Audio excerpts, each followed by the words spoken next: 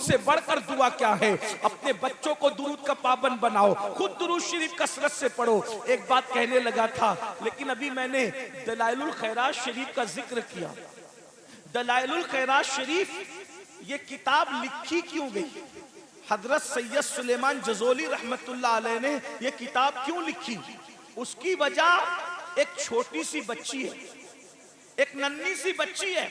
एक नन्ही सी बच्ची की वजह से ये पूरी किताब दुरूद शरीफ की लिखी गई। उसकी वजह अल्लामा सैयद सुलेमान जज़ोली रहमतुल्लाह अलैह फरमाते हैं कि हम सफर में थे, सफर में असर का वक्त तंग हो रहा था, हम नमाज के लिए बेचैन थे कि वुजू के लिए पानी कहां से लाएं। ऐसे में हमें एक कुआं नजर आया। जब हम कुएं पे गए तो हमारे पास सामान नहीं था पानी निकालने का, लेकिन हमने सोचा कि क्या करें, पानी नीचे है, सामान नहीं है। तो एक नन्ही सी बच्ची ने पूछा, चचा जान आप क्यों परेशान है? तो हमने कहा बेटी नमाज का वक्त जा रहा है और हमारे पास कोई सामान नहीं है, पानी नीचे है। तो उस लड़की ने कुछ पढ़ा और पढ़ने के बाद कुएं के अंदर थूक दिया।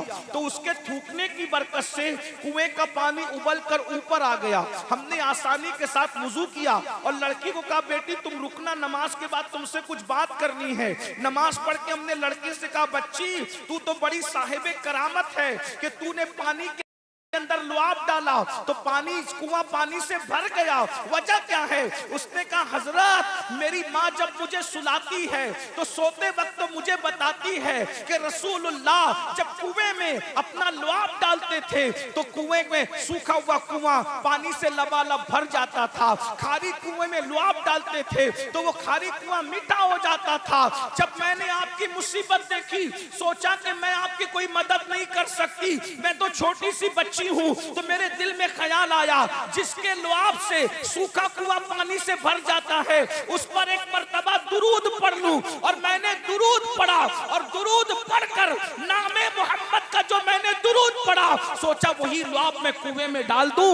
ये दुरूद शरीफ की बरकत है कि नामे मोहम्मद की बरकत से कुआं पानी से लबालब भर गया। वाह वाह वाह सुभान अल्लाह, बात है, जिंदाबाद। उस दिन हजरत सुलेमान जज़ोली फरमाते हैं उस बच्ची से मैंने दुरूद की बरकत सुनकर मैंने दिल में तहैया कर लिया कि इंशाअल्लाह मैं भी दुरूद शरीफ पर किताब लिखूंगा।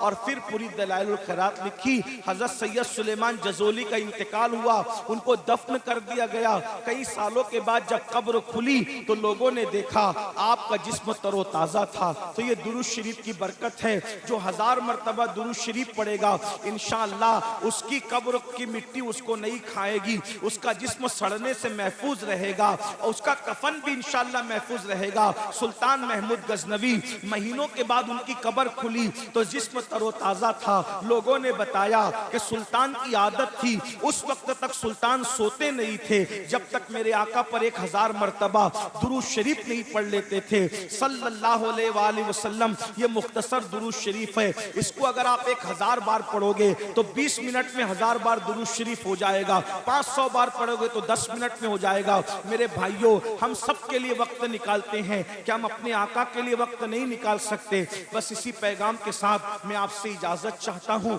और मैं हजरत मौलाना नदीम सिद्दीकी साहब से गुजारिश करता हूं कि ऐसे हमा हमी के माहौल में कव्वाली तो हो सकती है, मुशायरा तो हो सकता है, लेकिन तकरीर नहीं हो सकती।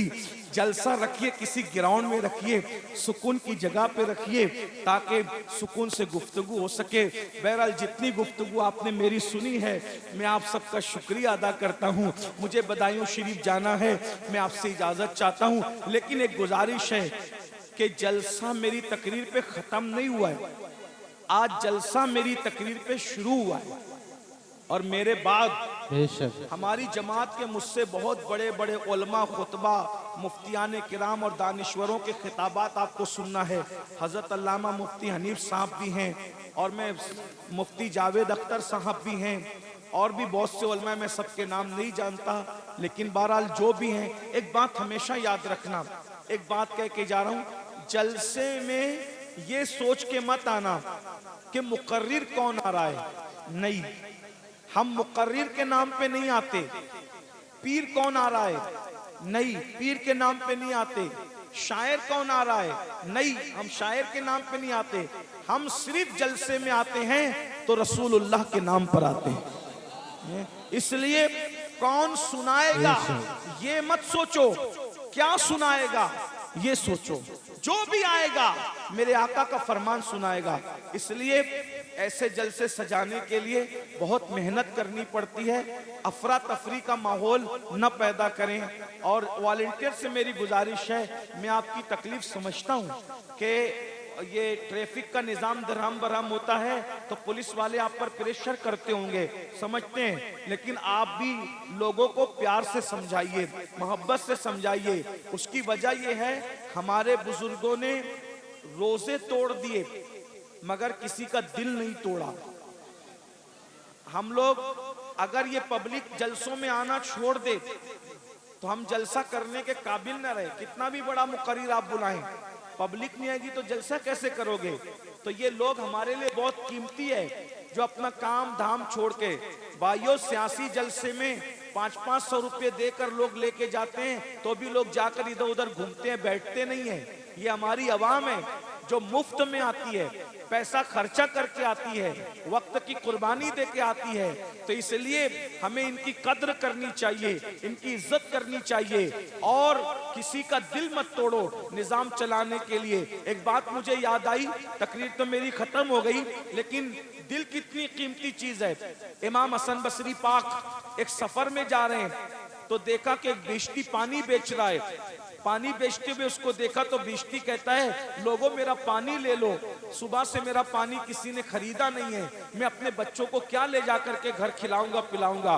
इमाम हसन बसरी ने पैसे दिए और पानी लिया और पीने लगे तो किसी मुरीद ने कहा, हुजूर आपका तो रोजा था, आपका रोजा था। इमाम हसन बसरी ने फरमाया, हाँ बेटा मेरा रोजा था, नफिल रोजा था, मैंने आज नफिल रोजा तोड़ दिया, कल उसकी कज़ा कर लूंगा।